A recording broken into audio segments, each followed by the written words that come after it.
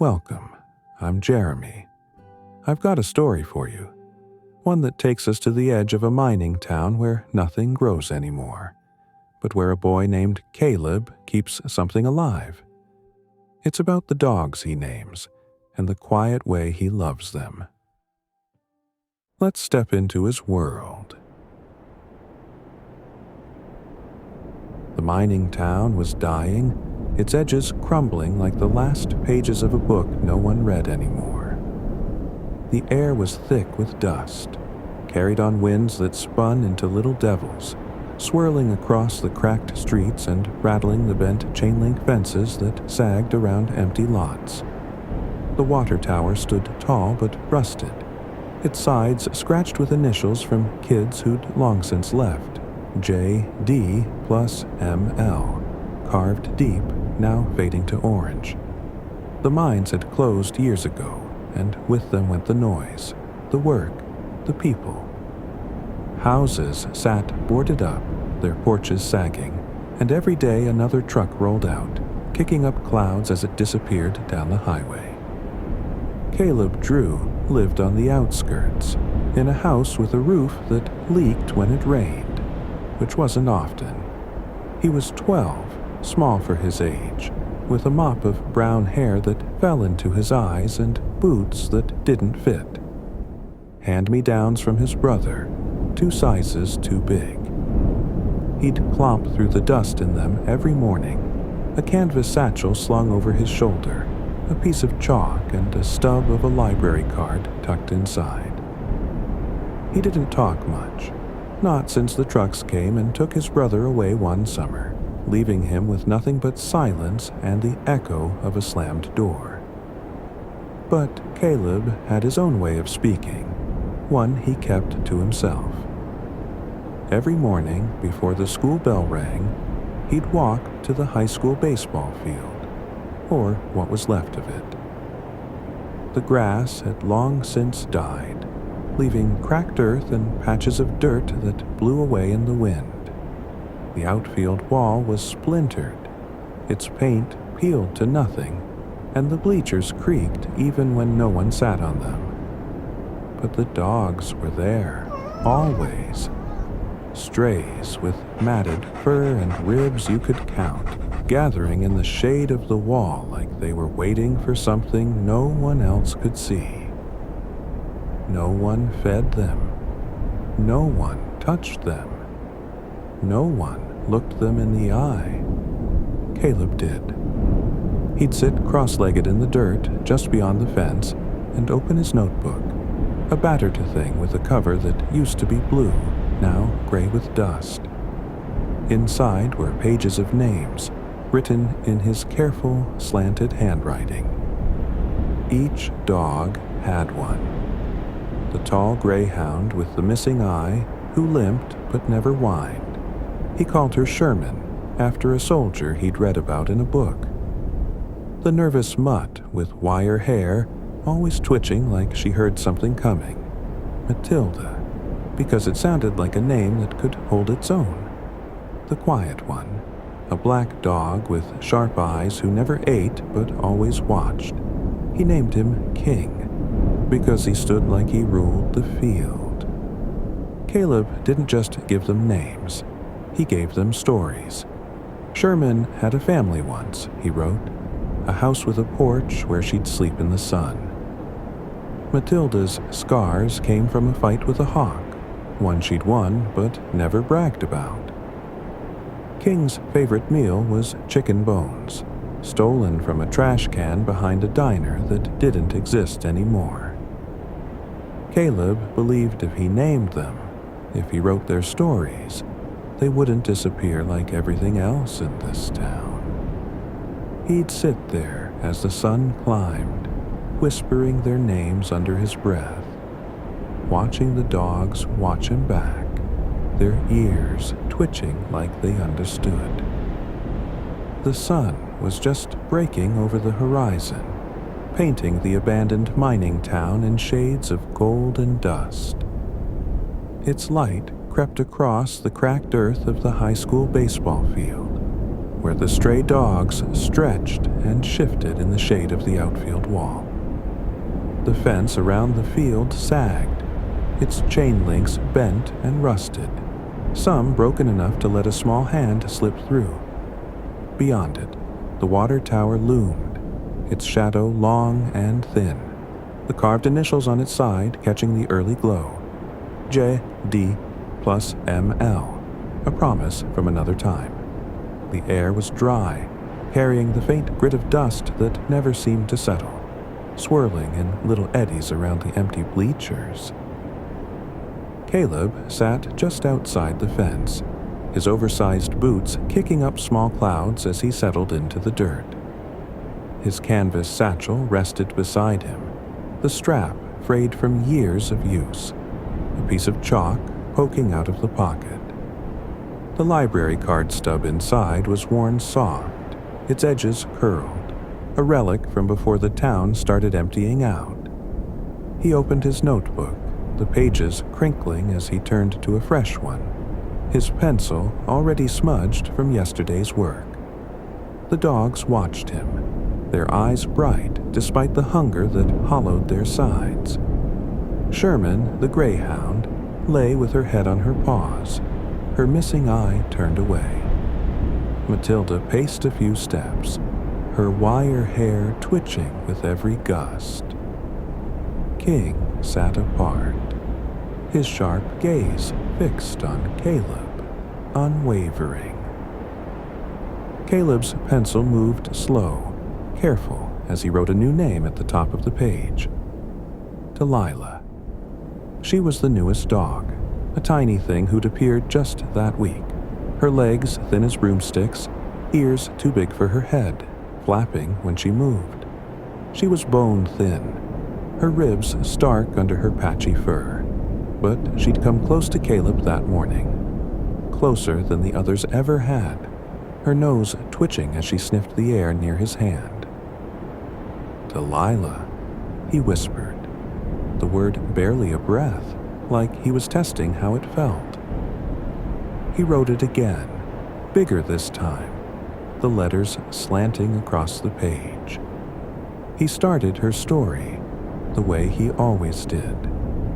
Delilah came from the hills, he decided, where the wind smelled like sagebrush, and the stars were brighter than the town's last streetlight. She'd had a litter once, but they were gone now, scattered or lost, and she'd walked until her paws bled to find this field. Her favorite meal was bread crusts, the kind you'd find behind a bakery, and her ears, those big, floppy ears, could hear a storm coming from miles away. Caleb smiled as he wrote, a small, private thing, his hair falling into his eyes. He believed if he gave her a story, she'd stay. She wouldn't disappear like the others, like the town, like his brother. The dogs shifted as he worked, their movements slow, careful, like they knew this was their time with him. Sherman let out a soft huff, stretching her long legs. Matilda stopped pacing, her nose to the ground, sniffing at a patch of dirt. King didn't move, his eyes still on Caleb, like he was guarding the moment. The field was quiet, the dust settling for a moment, the bleachers creaking faintly as the morning warmed. Caleb didn't hear the school bell in the distance, not yet. He was lost in Delilah's story, imagining her running through the hills, her ears flapping like wings. He didn't see the shadows moving along the road, the shapes of boys older than him, their steps heavy with something meaner than dust. The morning sun climbed higher over the abandoned mining town, its light turning the dust in the air to a faint, golden haze. The high school baseball field stretched out in cracked patches of dirt, the outfield wall splintered and leaning, its faded paint peeling away in curls. The chain-link fence around the field rattled faintly, a loose link catching the breeze, while the water tower in the distance stood sentinel, its rusted surface glinting where the sun hit the carved initials. J, D plus ML, a memory etched in decay. The bleachers sat empty, their wooden slats warped from years of neglect, creaking softly as the day warmed. Caleb sat cross-legged in the dirt just outside the fence, his oversized boots planted firmly, toes scuffed with dust. His notebook lay open on his lap, the page filled with Delilah's story, her imagined journey through Sagebrush Hills, her love for bread crusts, the way her big ears heard storms before they came. He traced her name again with his pencil, the letters uneven but sure, and glanced at her where she sat a few feet away. The tiny dog's ears twitched, her eyes bright despite the hunger that made her legs tremble. She hadn't run off like the others sometimes did, and that made Caleb's chest feel warm, like he'd done something right. Sherman stretched out nearby, her greyhound frame long and lean, her missing eye hidden as she rested her head on her paws. Matilda sniffed at a patch of dirt, her wire hair bristling, her movements quick and nervous. King sat apart, his black fur catching the light, his sharp eyes never leaving Caleb, like he was keeping watch over the boy and his stories. The dogs were still, their breathing soft, as if they knew this was their time to be seen, to be named. Caleb didn't notice the shadows at first, the way they stretched long and jagged across the road behind him. He was too focused on Delilah, whispering her name again, imagining her running under a sky full of stars. But the dogs did. King's ears flicked first, his head lifting, a low rumble starting in his throat. Matilda stopped sniffing, her body tensing, and even Sherman raised her head, her good eye narrowing. Footsteps crunched in the dirt, heavy and uneven, and Caleb looked up, his pencil stilling. A group of boys, older, taller, their faces hard with the kind of meanness that comes from having nothing left to lose, came around the corner of the field. Rhett led them, his lips swollen and bleeding from a fight he'd lost earlier, his eyes sharp as he spotted Caleb by the fence. The other boys followed, their sneakers kicking up dust, their laughter rough and loud in the morning quiet.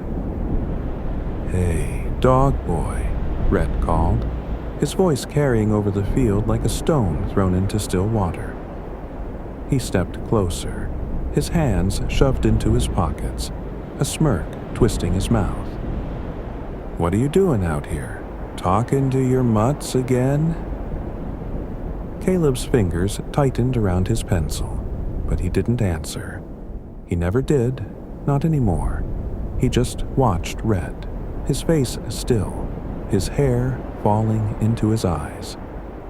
The dogs shifted behind the fence, their movements careful, their eyes on the boys now. Delilah took a step back, her big ears flattening, but she didn't run.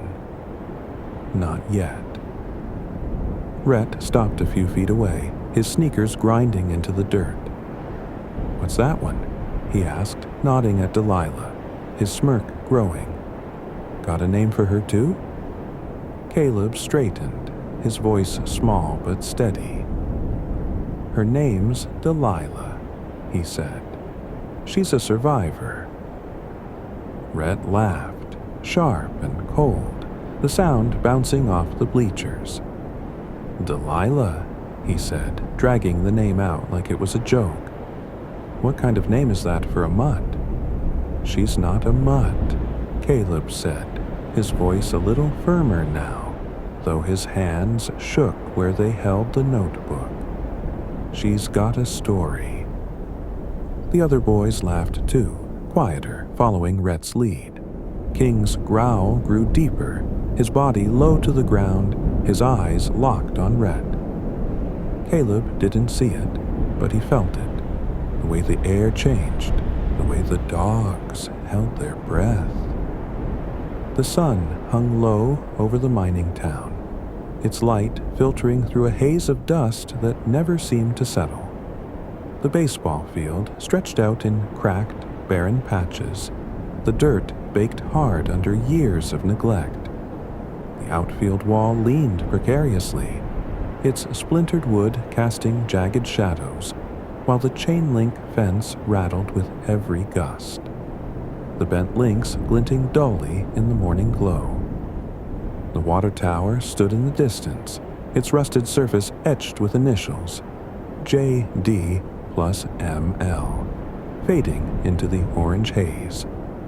The bleachers creaked faintly, their warped slats shifting in the heat, a lonely sound in the empty field.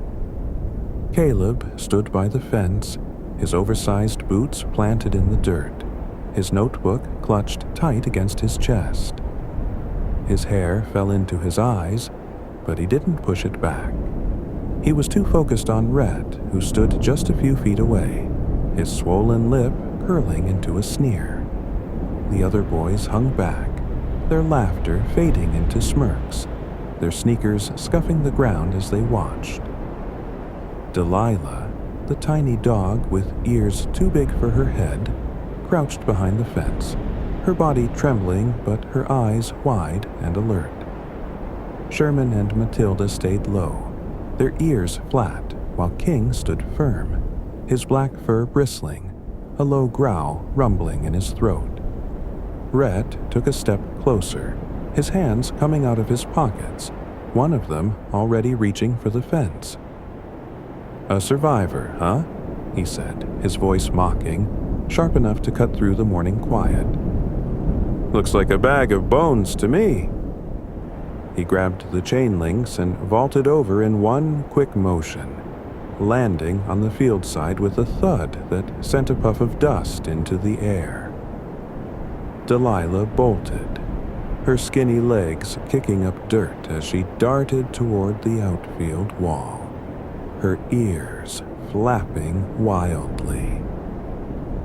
Caleb flinched, his body jerking forward like he might follow her, but he stopped himself, his fingers tightening around the notebook. "Leave her alone," he said, his voice small but steady, the words coming out before he could swallow them. He didn't look at Rhett.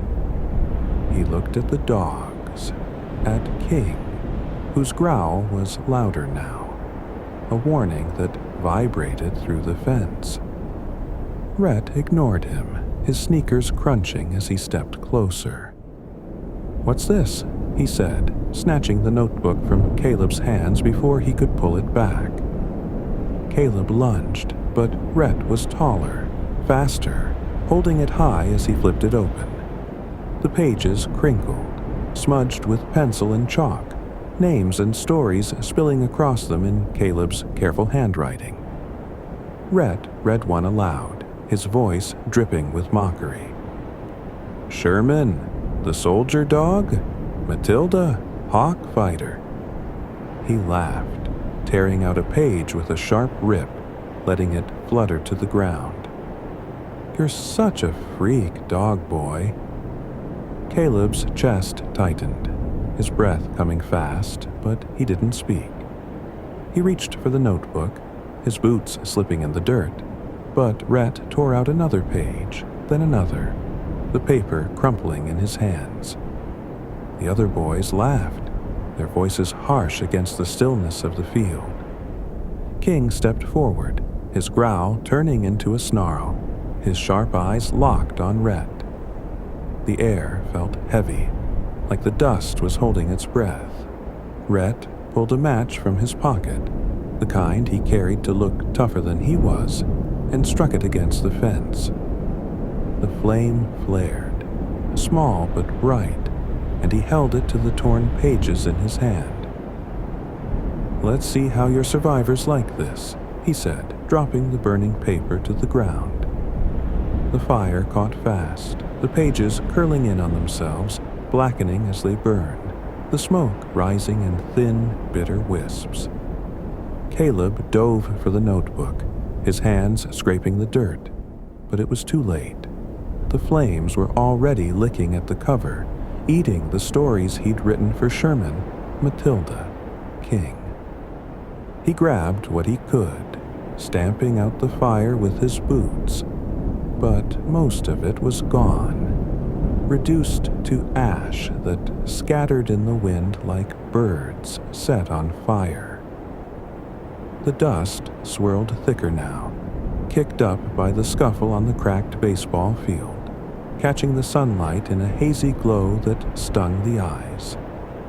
The outfield wall cast a splintered shadow across the dirt, its faded boards leaning like they might fall any day.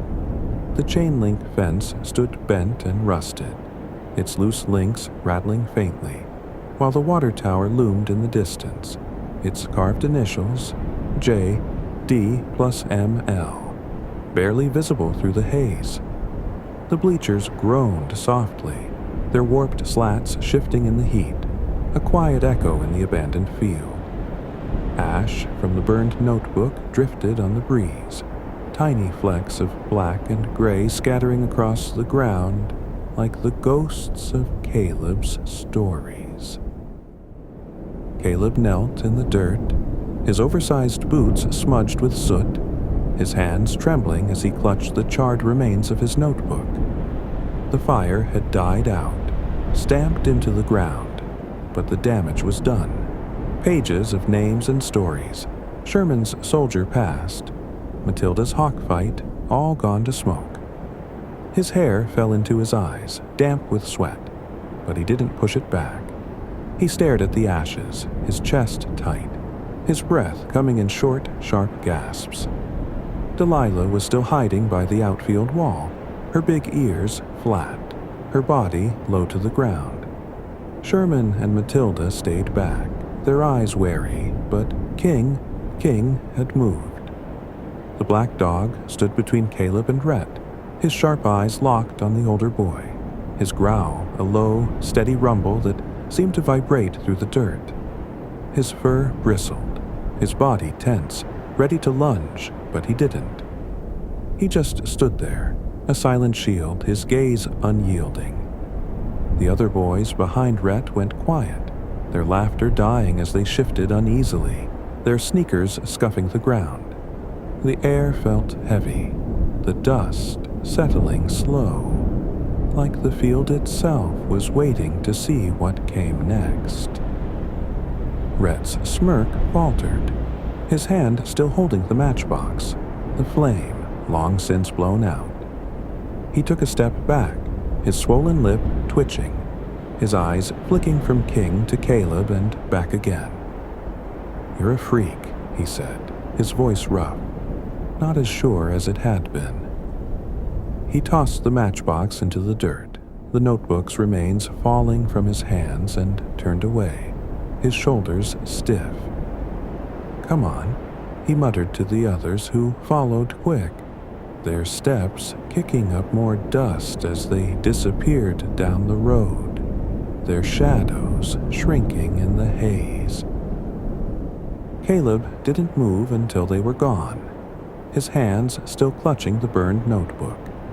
He reached into the ashes, his fingers brushing something whole, a single page, smudged but untouched by the fire. Delilah's page. Her name was still there, written in his careful, slanted handwriting. Her story about sagebrush hills and bread crusts intact. A small smile broke across his face, soft and private, and he tucked the page into his satchel, safe beside the chalk and library card stub. He looked at King, who hadn't moved, his sharp eyes softening now, his growl fading into a quiet huff. Caleb reached out, his hand steady despite the shake in his chest, and rested it on King's head. "You still remember the rest, don't you?" he whispered, his voice barely audible over the wind. King leaned into his touch, his rough tongue brushing Caleb's hand, warm and sure. The dust settled around them, the field stretching out cracked and empty, but not as empty as it seemed. Caleb sat there a little longer, Delilah creeping closer, her big ears twitching, Sherman and Matilda watching from the shade. The dogs stayed. Their stories burned but not gone. Not as long as Caleb was there to name them. The dust hung in the air like a veil, catching the last of the morning light as it settled over the cracked baseball field. The outfield wall stood crooked, its splintered boards casting long shadows across the dirt, while the chain-link fence sagged under its own weight, the bent links glinting faintly. In the distance, the water tower loomed, its rusted surface etched with initials, J.D. plus M.L., fading into the haze. The bleachers creaked softly, their warped slats shifting with the heat, a quiet sound in the stillness of the abandoned field. The stray dogs, Sherman, Matilda, Delilah, and King, sat scattered in the shade, their eyes watchful, their breathing slow and steady. Caleb knelt in the dirt, his oversized boots smudged with ash, his hands clutching the charred remains of his notebook. The fire had taken most of it, the names, the stories, the careful lines he'd written for each dog, but not all. One page had survived, tucked beneath his satchel. Delilah's page with her name scrawled at the top and her story about sagebrush hills and bread crusts still intact.